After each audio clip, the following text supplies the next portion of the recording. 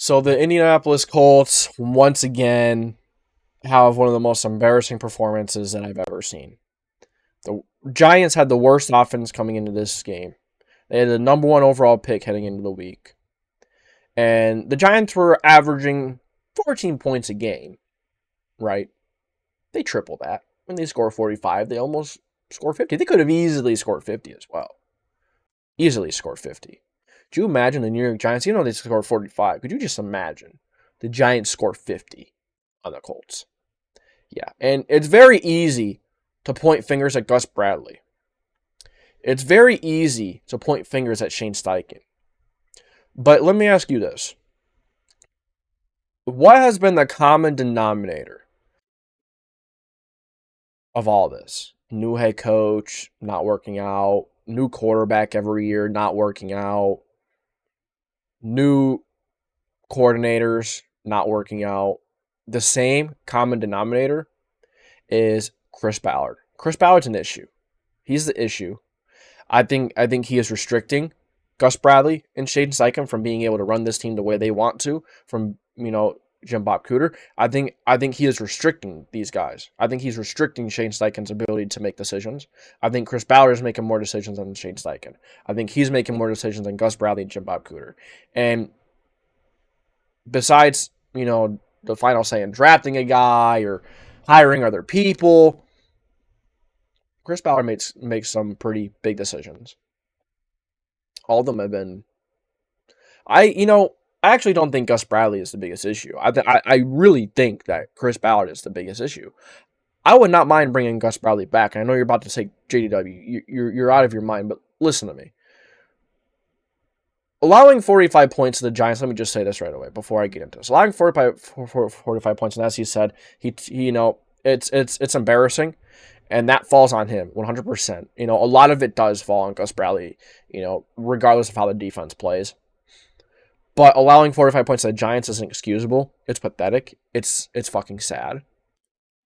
But he has never been given adequate talent in the secondary. He has to coach a defense with practice squad cornerbacks, 3s, 4s. Maybe Jalen Jones is a corner, an okay cornerback 2. He's not a cornerback 1. Okay. And I don't understand why you put these cornerbacks like Womack. You put Jalen Jones, Womack. You're putting these guys on islands against Malik Neighbors. I thought that was I thought those decisions were very questionable. That was very questionable by itself. But at the end of it all, a lot of people are going to complain about him always having his cornerback so far off on 3rd and short, 2nd and short. Well, they're so inexperienced and they're so bad, I don't think he really has a choice. And Kenny Moore, let's talk about Kenny Moore quick. Every single year, he is so fucking inconsistent. Okay. Very inconsistent. When it's a contract year for Kenny Moore, he looks phenomenal, man. He looks incredible. But every time he gets paid, he goes back and being the same inconsistent cornerback. He's shit half the time. Like, he's not playing good enough to justify how much he's getting paid. And he wants to be paid more. No, not happening, Kenny Moore. Not happening.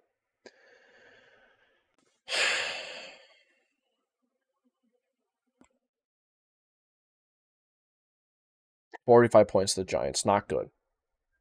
But the common denominator going into every season has been Chris Ballard. He is controlling. He is stubborn. He wants his guys to play and get the spotlight. That's what I think is going on here. I think we should keep Gus Bradley another year or two and try to get him some kind of a talent in the secondary and then see what he's got. It's not a fair evaluation. Now, 45 points to the Giants, like I said, that's inexcusable.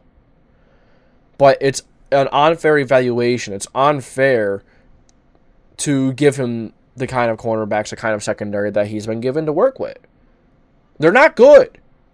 Julian Blackmon looked like shit too. Don't pay him. Let him walk. Nick Ross has made good tackles. He did miss a tackle. He did miss a pretty big tackle. But, Nick Ross has been a tackling machine.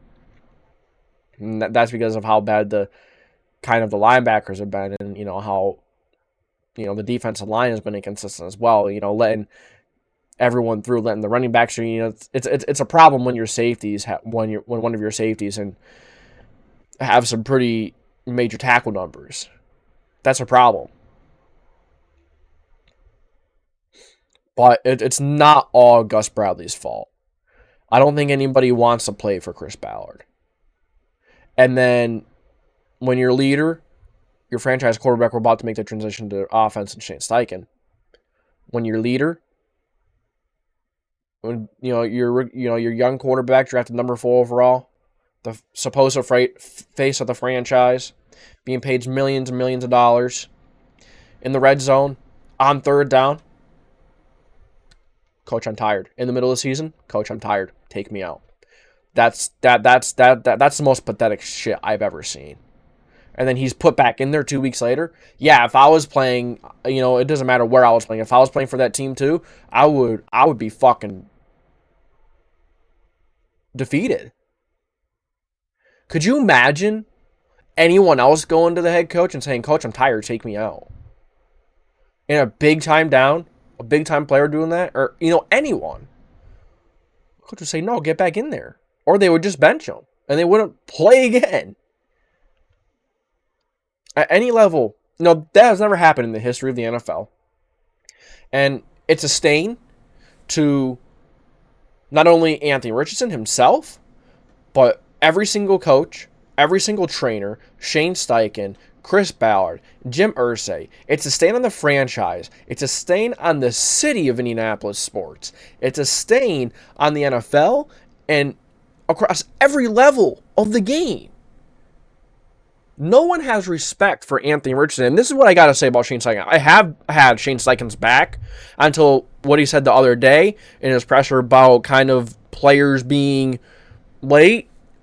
Wasn't really holding them accountable in the presser. So if he's not holding them accountable in the presser, how is it going when he's not there? How is it actually going? It's got to be horrible. Players aren't showing up to rehab, to meetings, to all these things, and that's quite the issue. But is that because Chris Ballard likes his guys so much that they're not going to go anywhere? You know what I mean? I don't think you get rid of Shane Steichen. I don't think you get rid of Gus Bradley. I don't think you get rid of Jim Bob Cooter. You need to keep these guys. And it's going to sound crazy, but you need to get rid of Chris Ballard first. And whoever comes in next is going to make their evaluation, okay? He's going to make the evaluation. And that goes for the defense as well. I hope he will let Gus Bradley do what he has to do, or he would, take Gus Bradley's word, because I don't think Chris Ballard takes anyone's word. I think Chris Ballard is stubborn. He sees what he wants to see. He says what he wants to say, and he does what he wants to do. And I don't think there's anyone else stopping him from doing that. He's stubborn. He's in his own ways. He wants to do what he wants to do. Even TY under Pat, I know you guys have heard of Pat McAfee's post. It was pathetic. It was sad. So many former Colts players and so many people have commented on this issue. And Pat, let's read his tweet really fast. Let's read his tweet. It perfectly sums up how I feel in the magnitude of this situation and how bad this football team is. Okay, so let's read it real fast. I've said what I believe to be the truth about the team, and a bunch of Colts fans on the internet were trying to get me booed out of the city. Current players who have won nothing during their entire tenure started using me in my face to try and paint me as an enemy in the city I've committed my life to. So, why would the players be trying to paint Pat as an enemy? He's been nothing but great to the city of Indianapolis. He's been nothing but great.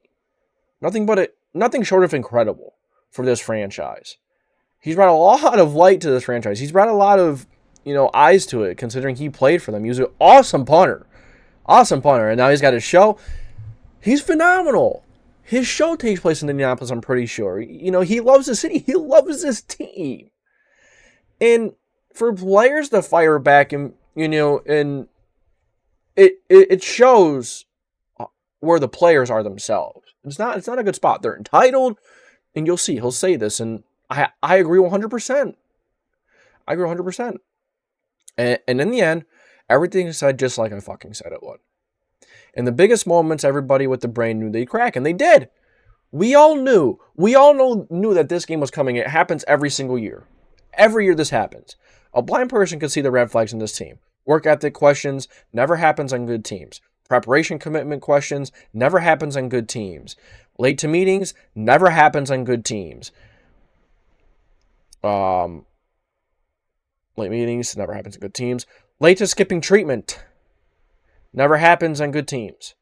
The franchise QB tapped out a game on third down in the red zone because he was tired. This never happened in the history of the NFL, as I was saying. It's literally the only thing you need to tell someone who knows ball, and they could tell you everything about this team. That's everything's right about that. Everything.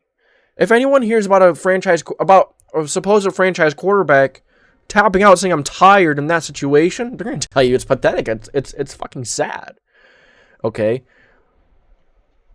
Hey, the franchise quarterback who's a professional athlete getting paid millions of dollars in the face of a multi-billion-dollar franchise tapped out of the game because he was tired in the middle of the season. You think that the guys up front weren't tired who were protecting him, keeping him from getting hit, the offensive line? You think they weren't tired? They're protecting your ass. Oh, all right. So where do we leave off? Oh, wow. A team is... Okay, yeah. To the surprise of nobody. That was a response by everybody who's ever played coach the game before. But Colts blogs and fans who have been covering the Colts since 2020 and more recent knew better than everybody. Started personally attacking me and trying to kick me out of town. When I said Joe Flacco gives us a better chance to win the AR immediately after the tap out, I would have said whatever backup QB we had on the roster. I agree wholeheartedly, 100%. I'm not just saying this because Pat's saying this. If you've been following me, you know I've been saying this. I don't care. I didn't want to see Anthony Richardson suit up in a Colts uniform again. I want him to be benched, and I want him to be fucking cut. Gone. Out. You don't do that shit. It's unacceptable. It's pathetic. You don't do that. You don't do it. Oh, they can't be the face of your team. They can't be what the face of your team is doing. Just can't be. And to a bigger aspect of it all, somehow AR thought it was okay to do that. That's a locker room issue. That's a culture issue. That's an indicator of a losing attitude radiating through a building that was built by greats. That's the truth. You know, if Anthony Richardson thought it was okay, who made him feel that it was okay? Did Shane Steichen make him feel that was okay? Did Chris Ballard make him feel that was okay? Because it was not okay. And he went back in there, and I think Chris Ballard forced Shane Steichen to put Anthony Richardson back in there. I don't think Shane Steichen would have put AR back in there for the rest of the season. I really don't. I think it was Chris Ballard's choice. I think it was Chris Ballard forcing him to do so. And no one wants to play for Chris Ballard. No one. Trust me. No one wants to. And I have no idea how to fix it. I don't think it's like a light switch. All right, we're going to become pros now, but maybe it is. What do I know? Oh, wait. This is all going to work out. I knew that. As a multiple-year season ticket holder, not renewing. Pat McAfee is not going to be renewing his season tickets. He played for the team for years, was awesome, and unfortunately, that's what happens when your team is run like this for the past 6 years. 6, 7, 8 years, however long Chris Ballard has been here for. It's fucking sad. As someone who has actively, daily, attempted to be an additive to this beautiful city, as I said, he wants nothing but the best for Indianapolis, for the Colts, for the city, for the players. But no one, it's time to clean house. Time to clean house. I hope to become a good franchise again. The city deserves it. The OGs in the Colts building deserve it. Equipment managers, trainers, ticketing, PR, sales. And on the flip side, the players/coaches in that building deserve whatever happens to them. Your unwanted arrogance, laziness, and lack of professionalism has led you to another early vacation, which is probably what most of you entitled bums have been hoping for. I don't speak for the city. I don't speak for all ex-Colts players, because I was only a punter, nominated for the Hall of Fame 3 times now, but nonetheless. I speak from my own perspective.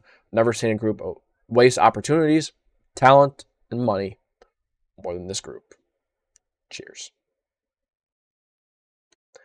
Everything that he said, I don't disagree with.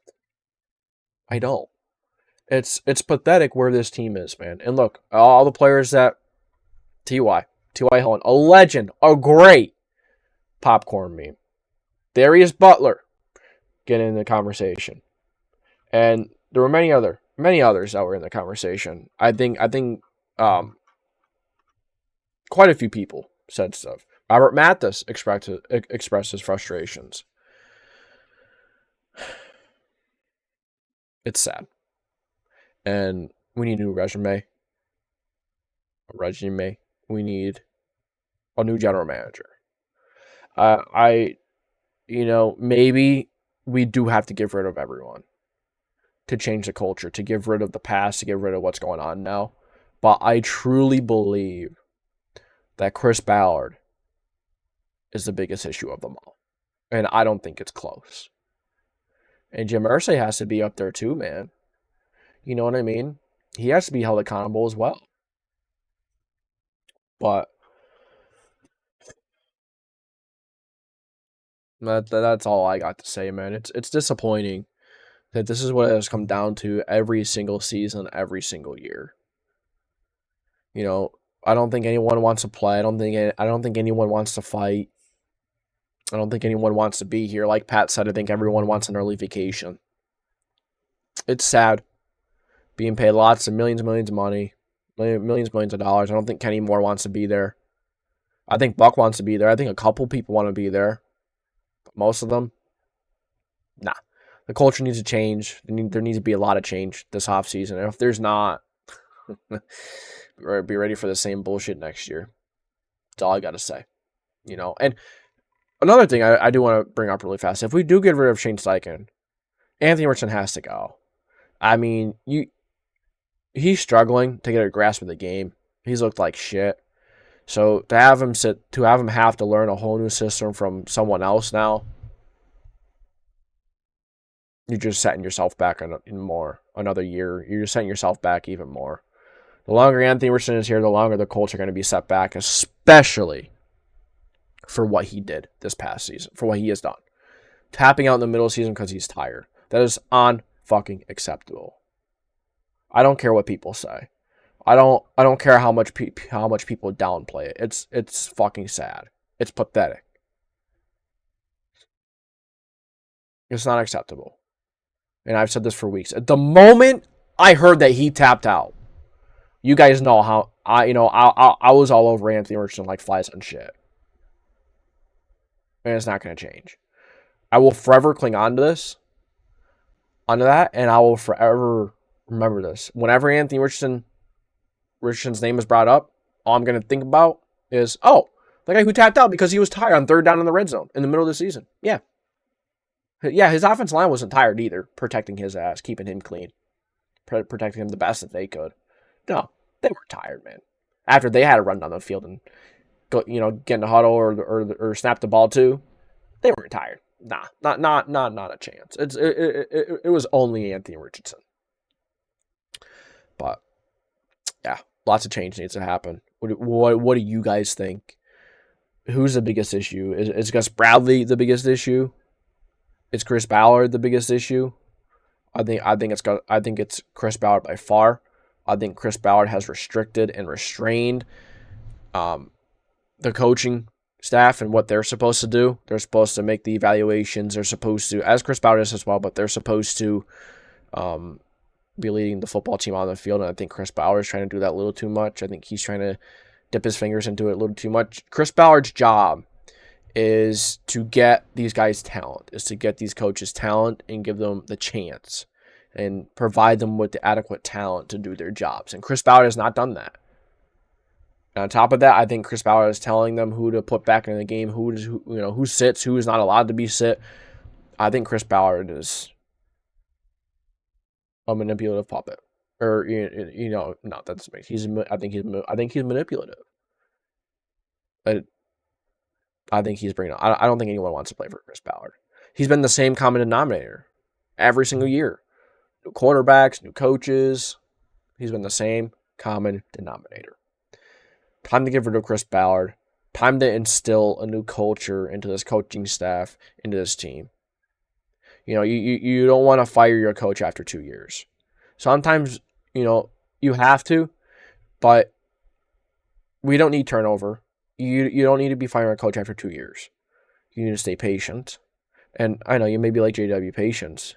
Maybe you should have some of they are. Well, I was willing to keep an open minded until he tapped out and said I was tired.